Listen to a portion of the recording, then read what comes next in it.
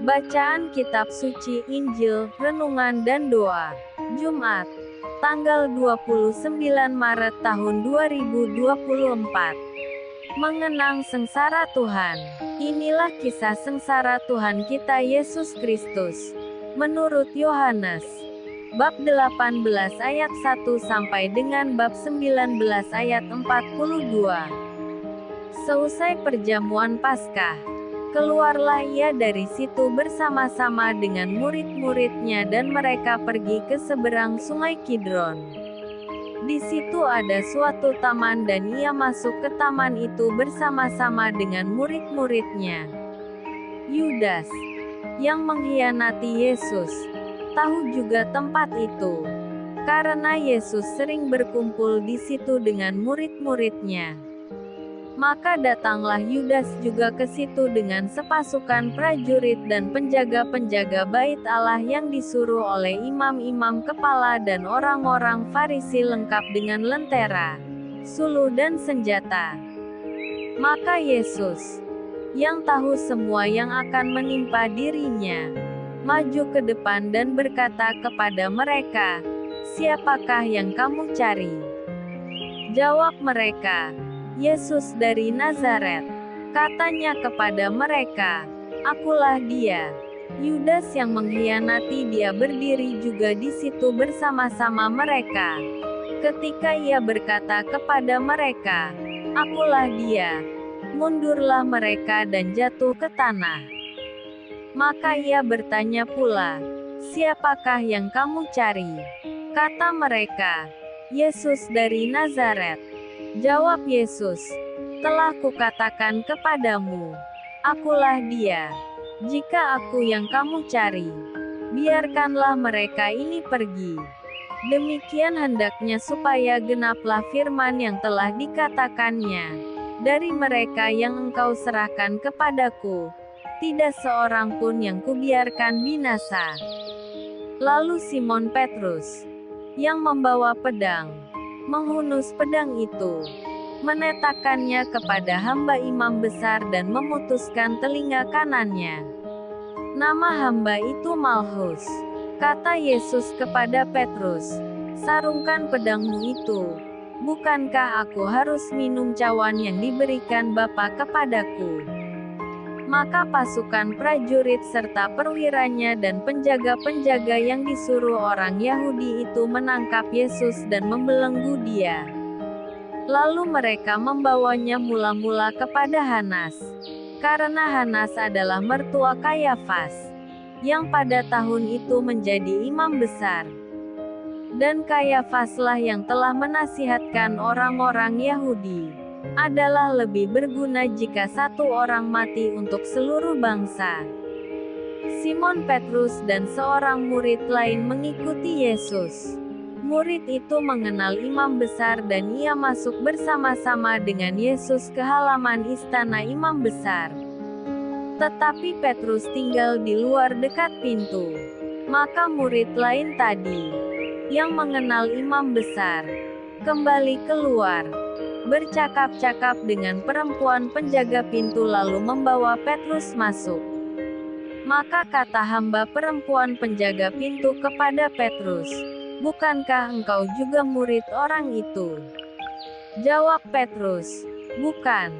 Sementara itu hamba-hamba dan penjaga-penjaga bait Allah telah memasang api arang, sebab hawa dingin waktu itu, dan mereka berdiri berdiam di situ.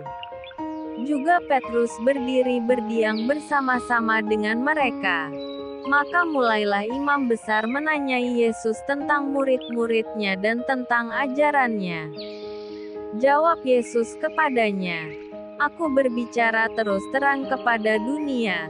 Aku selalu mengajar di rumah-rumah ibadat dan di bait Allah, tempat semua orang Yahudi berkumpul. Aku tidak pernah berbicara sembunyi-sembunyi. Mengapakah engkau menanyai aku? Tanyailah mereka, yang telah mendengar apa yang kukatakan kepada mereka. Sungguh, mereka tahu apa yang telah kukatakan." Ketika ia mengatakan hal itu, seorang penjaga yang berdiri di situ, menamparkan mukanya sambil berkata, "Begitukah jawabmu kepada imam besar?" Jawab Yesus kepadanya, "Jikalau kataku itu salah, tunjukkanlah salahnya. Tetapi jikalau kataku itu benar, mengapakah engkau menamparkan aku?" Maka Hanas mengirim dia terbelenggu kepada Kayafas, imam besar itu. Simon Petrus masih berdiri berdiam. Kata orang-orang di situ kepadanya, "Bukankah engkau juga seorang muridnya?" Ia menyangkalnya. Katanya, "Bukan." Kata seorang hamba imam besar, seorang keluarga dari hamba yang telinganya dipotong Petrus, "Bukankah engkau kulihat di taman itu bersama-sama dengan dia?" Maka Petrus menyangkalnya pula dan ketika itu berkokoklah ayam. Maka mereka membawa Yesus dari Kayafas ke gedung pengadilan. Ketika itu hari masih pagi. Mereka sendiri tidak masuk ke gedung pengadilan itu, supaya jangan menajiskan diri, sebab mereka hendak makan Paskah. Sebab itu Pilatus keluar mendapatkan mereka dan berkata, "Apakah tuduhan kamu terhadap orang ini?" Jawab mereka kepadanya, "Jikalau ia bukan seorang penjahat, kami tidak menyerahkannya kepadamu." Kata Pilatus kepada mereka, "Ambillah dia dan hakimilah dia menurut hukum Tauratmu." Kata orang-orang Yahudi itu, "Kami tidak diperbolehkan membunuh seseorang." Demikian hendaknya supaya genaplah firman Yesus, yang dikatakannya untuk menyatakan bagaimana caranya ia akan mati. Maka kembalilah Pilatus ke dalam gedung pengadilan, lalu memanggil Yesus dan bertanya kepadanya, "Engkau inikah raja orang Yahudi?" Jawab Yesus, "Apakah engkau katakan hal itu dari hatimu sendiri? Atau adakah orang lain yang mengatakannya kepadamu tentang aku?" Kata Pilatus, "Apakah aku seorang Yahudi? Bangsamu sendiri dan imam-imam kepala yang telah menyerahkan engkau kepadaku, apakah yang telah engkau perbuat?" Jawab Yesus, "Kerajaanku bukan dari dunia ini. Jika kerajaanku dari dunia ini, pasti hamba-hambaku telah melawan, supaya aku jangan diserahkan kepada orang Yahudi. Akan tetapi kerajaanku bukan dari sini." Maka kata Pilatus kepadanya, "Jadi engkau adalah raja?" Jawab Yesus, "Engkau mengatakan bahwa aku adalah raja. Untuk itulah aku lahir dan untuk itulah aku datang ke dalam dunia ini, supaya aku memberi kesaksian tentang kebenaran. Setiap orang yang berasal dari kebenaran mendengarkan suaraku." Kata Pilatus kepadanya, "Apakah kebenaran itu?" Sesudah mengatakan demikian, keluarlah Pilatus lagi mendapatkan orang-orang Yahudi dan berkata kepada mereka, "Aku tidak mendapati kesalahan apapun padanya. Tetapi pada kamu ada kebiasaan, bahwa pada Paskah aku membebaskan seorang bagimu. Maukah kamu supaya aku membebaskan raja orang Yahudi bagimu?" Mereka berteriak pula, "Jangan dia, melainkan Barabas." Barabas adalah seorang penyamun. Lalu Pilatus mengambil Yesus dan menyuruh orang menyesah dia. Prajurit-prajurit menganyam sebuah mahkota duri dan menaruhnya di atas kepalanya. Mereka memakaikan dia jubah ungu, dan sambil maju ke depan mereka berkata, "Salam, hai Raja orang Yahudi." Lalu mereka menamparkan mukanya. Pilatus keluar lagi dan berkata kepada mereka, "Lihatlah, aku membawa dia keluar kepada kamu, supaya kamu tahu bahwa aku tidak mendapati kesalahan apapun padanya." Lalu Yesus keluar, bermahkota duri dan berjubah ungu. Maka kata Pilatus kepada mereka, "Lihatlah manusia itu." Ketika imam-imam kepala dan penjaga-penjaga itu melihat dia, berteriaklah mereka, "Salibkan dia! Salibkan dia!" Kata Pilatus kepada mereka, "Ambil dia dan salibkan dia, sebab aku tidak mendapati kesalahan apapun padanya." Jawab orang-orang Yahudi itu kepadanya, "Kami mempunyai hukum dan menurut hukum itu ia harus mati, sebab ia menganggap dirinya sebagai anak Allah." Ketika Pilatus mendengar perkataan itu bertambah takutlah ia. Lalu ia masuk pula ke dalam gedung pengadilan dan berkata kepada Yesus, "Dari manakah asalmu?" Tetapi Yesus tidak memberi jawab kepadanya. Maka kata Pilatus kepadanya, "Tidakkah engkau mau bicara dengan aku? Tidakkah engkau tahu bahwa aku berkuasa untuk membebaskan engkau, dan berkuasa juga untuk menyalibkan engkau?" Yesus menjawab, "Engkau tidak mempunyai kuasa apapun terhadap aku, jikalau kuasa itu tidak diberikan kepadamu dari atas. Sebab itu, dia yang menyerahkan aku kepadamu lebih besar dosanya." Sejak itu Pilatus berusaha untuk membebaskan dia, tetapi orang-orang Yahudi berteriak, "Jikalau engkau membebaskan dia, engkau bukanlah sahabat Kaisar." Setiap orang yang menganggap dirinya sebagai raja, ia melawan Kaisar. Ketika Pilatus mendengar perkataan itu, ia menyuruh membawa Yesus keluar, dan ia duduk di kursi pengadilan, di tempat yang bernama Litostrotos, dalam bahasa Ibrani Gabata. Hari itu ialah hari persiapan Paskah, kira-kira jam 12. Kata Pilatus kepada orang-orang Yahudi itu, "Inilah rajamu." Maka berteriaklah mereka, "Enyahkan dia!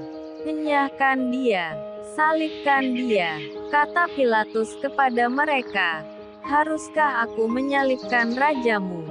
Jawab imam-imam kepala, "Kami tidak mempunyai raja selain daripada Kaisar." Akhirnya Pilatus menyerahkan Yesus kepada mereka untuk disalibkan. Mereka menerima Yesus. Sambil memikul salibnya ia pergi keluar ke tempat yang bernama tempat tengkorak, dalam bahasa Ibrani, Golgota. Dan di situ ia disalibkan mereka dan bersama-sama dengan dia disalibkan juga dua orang lain, sebelah menyebelah, Yesus di tengah-tengah. Dan Pilatus menyuruh memasang juga tulisan di atas kayu salib itu. Bunyinya, "Yesus, orang Nazaret, Raja orang Yahudi." Banyak orang Yahudi yang membaca tulisan itu, sebab tempat di mana Yesus disalibkan letaknya dekat kota dan kata-kata itu tertulis dalam bahasa Ibrani, bahasa Latin dan bahasa Yunani. Maka kata imam-imam kepala orang Yahudi kepada Pilatus, "Jangan engkau menulis, Raja orang Yahudi, tetapi bahwa ia mengatakan, 'Aku adalah Raja orang Yahudi.'" Jawab Pilatus, "Apa yang kutulis, tetap tertulis." Sesudah prajurit-prajurit itu menyalibkan Yesus, mereka mengambil pakaiannya lalu membaginya menjadi 4 bagian untuk tiap-tiap prajurit 1 bagian. Dan jubahnya juga mereka ambil. Jubah itu tidak berjahit. Dari atas ke bawah hanya 1 tenunan saja. Karena itu mereka berkata seorang kepada yang lain, "Janganlah kita membaginya menjadi beberapa potong. Tetapi baiklah kita membuang undi untuk menentukan siapa yang mendapatnya." Demikianlah hendaknya supaya genaplah yang ada tertulis dalam kitab suci. "Mereka membagi-bagi pakaianku di antara mereka dan mereka membuang undi atas jubahku." Hal itu telah dilakukan prajurit-prajurit itu.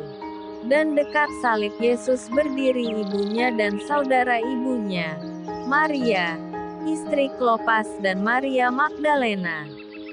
Ketika Yesus melihat ibunya dan murid yang dikasihinya di sampingnya, berkatalah ia kepada ibunya, "Ibu, inilah anakmu." Kemudian katanya kepada murid-muridnya, "Inilah ibumu." Dan sejak saat itu murid itu menerima dia di dalam rumahnya. Sesudah itu, karena Yesus tahu bahwa segala sesuatu telah selesai, berkatalah ia, supaya genaplah yang ada tertulis dalam kitab suci, "Aku haus." Di situ ada suatu bekas penuh anggur asam. Maka mereka mencucukkan bunga karang yang telah dicelupkan dalam anggur asam pada sebatang hisop lalu mengunjukkannya ke mulut Yesus. Sesudah Yesus meminum anggur asam itu, berkatalah ia, "Sudah selesai." Lalu ia menundukkan kepalanya dan menyerahkan nyawanya. Karena hari itu hari persiapan dan supaya pada hari Sabat mayat-mayat itu tidak tinggal tergantung pada kayu salib. Sebab Sabat itu adalah hari yang besar. Maka datanglah orang-orang Yahudi kepada Pilatus dan meminta kepadanya supaya kaki orang-orang itu dipatahkan dan mayat-mayatnya diturunkan. Maka datanglah prajurit-prajurit lalu mematahkan kaki orang yang pertama dan kaki orang yang lain yang disalibkan bersama-sama dengan Yesus.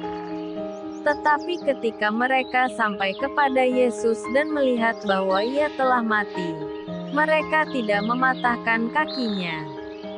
Tetapi seorang dari antara prajurit itu menikam lambungnya dengan tombak, dan segera mengalir keluar darah dan air. Dan orang yang melihat hal itu sendiri yang memberikan kesaksian ini dan kesaksiannya benar. Dan ia tahu bahwa ia mengatakan kebenaran, supaya kamu juga percaya. Sebab hal itu terjadi, supaya genaplah yang tertulis dalam kitab suci, tidak ada tulangnya yang akan dipatahkan. Dan ada pula nas yang mengatakan, mereka akan memandang kepada dia yang telah mereka tikam. Sesudah itu Yusuf dari Arimatea, ia murid Yesus, tetapi sembunyi-sembunyi karena takut kepada orang-orang Yahudi, meminta kepada Pilatus, supaya ia diperbolehkan menurunkan mayat Yesus. Dan Pilatus meluluskan permintaannya itu. Lalu datanglah ia dan menurunkan mayat itu. Juga Nikodemus datang ke situ. Dialah yang mula-mula datang waktu malam kepada Yesus.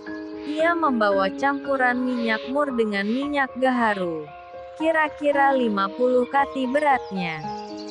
Mereka mengambil mayat Yesus, mengapaninya dengan kain lenan dan membubuhinya dengan rempah-rempah menurut adat orang Yahudi bila menguburkan mayat. Dekat tempat di mana Yesus disalibkan ada suatu taman dan dalam taman itu ada suatu kubur baru yang di dalamnya belum pernah dimakamkan seseorang.